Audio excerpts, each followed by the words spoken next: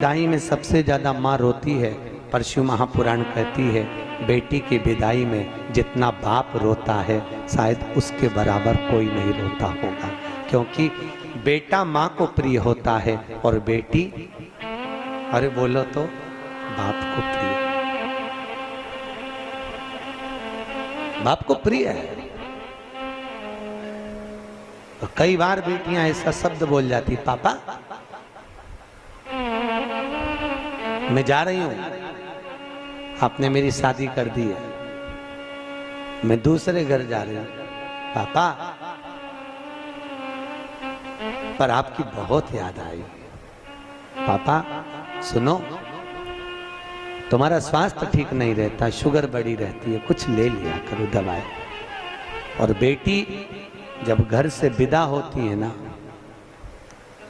एक केवल बेटी अगर घर से जाती है तो अपने पापा का मुख देखती है बार बार। लोग कहते हैं गाड़ी में बैठने से पहले विदाई के समय पर बेटी घर को नहीं देख रही है, पिता को देख रही है, और फिर घर को घूम कर देखेगी, मम्मी से कहती मम्मी मेरी विदाई हो रही है। और आजकल तो होटलों से विदाई हो जाती है, धर्मशाला भवनों से, गार्डन से विदाई हो जाती है, पर बेटी अगर कहीं से विदा होना चाहती है तो अपने घर से, मम्मी एक बार मुझे घर और देख लेने दो, मेरे को आपने, मम्मी आपने मुझको दूध पिलाया है, कैसे पाल पोस कर बड़ा करा माँ, पर बेटी बड़ी हो गई और दूसरे के घर ब्याह कर जाती होगी, उस माँ का कलेजा कितना रोता होगा जिसको पाल पोस कर बड़ा करा और दूसरी जगह भेज दिया।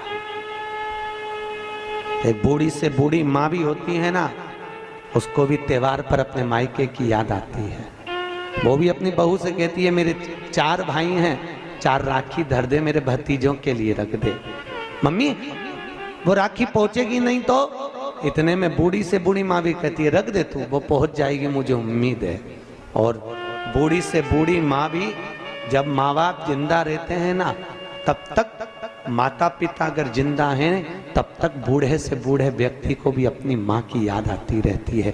बेटियों की आंख में भले घर में व्यस्त रहती है, पर जब जब मायके जाती है तो बूढ़ी बूढ़ी माँ अपनी बेटियों को गले लगा कर कहती बहुत दिन हो गए रे, तू आती क्यों नहीं है? मम्मी बहुत फैला रहा है, घर में काम सरता नहीं, बहुत साथ है। भाई माता पिता जब चले जाते हैं ना तब बेटियां मायके आना कम करती हैं, अब नहीं आती। भाई और भाभी कहते हैं जीजी क्यों नहीं आती? भैया पापा की बहुत याद आती है। और माँ बाप से निवेदन है अपनी बेटी को कभी दूर गांव मत बिहाओ, बहुत दूर भेज देते हो भाई, वो मुंह देखने के लिए तरस जाती है।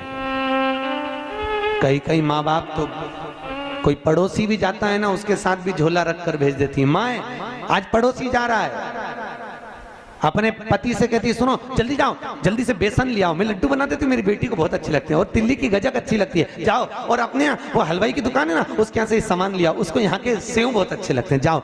और कोई जा रहा हो बेटी के घर, पूरा झोला बांध के उसमें रुमाल बांध कर, माँ उस थैली को तैयार कर कर दे देती है और कहती है मेरी बेटी को दे देना, कहना अब की बार कोई आ नहीं पाया। और बेटी को जब वो देता है ना तो बेटी सबसे पहले पूछती है काका जी आप आए, मेरे पापा कैसे हैं, मेरी मम्मी कैसी है? बेटी का सबसे पहला झोले पर विश्वास नहीं, संबोधन बेटी पर।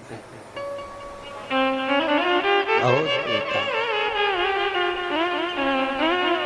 यहाँ भी मेरी बहनें बैठी हैं, माताएं बैठी हैं, जीजियों ईमानदारी की बात है, कैसे आप लोग अपना घर छोड़कर आते होगे, दरवाजे को जब देखते हो, और कई बार अपने खिलौने के कमरे में भी जाते होगे। अभी भी शादी होने के बाद भी आपको अगर मायके की याद आती होगी ना तो पापा के साथ बैठकर खाई हुई वो रोटी जरूर याद आती है। मम्मी गरम गरम उतार के देती जाती है और तुम्हारी थाली में लाकर देती है, और तुम कहती हो मम्मी पेट भरा गया, एक और खा ले, एक और ले ले, मैंने तेरे लिए बनाई, थोड़ी सी मोटी कर दी है।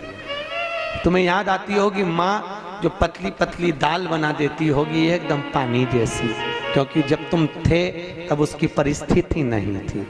ना जाने किस परिस्थिति में तुम्हारा विवाह करा हुआ, कैसे परिणा कर भेजा होगा।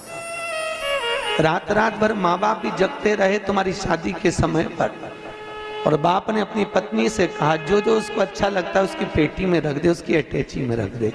सुनो, उसको थोड़े से कोई फ्रिज कोई कूलर दे दे, तो पैसे नहीं है, मैं कर्जा कर कर ले आऊंगा, उसको दे दे।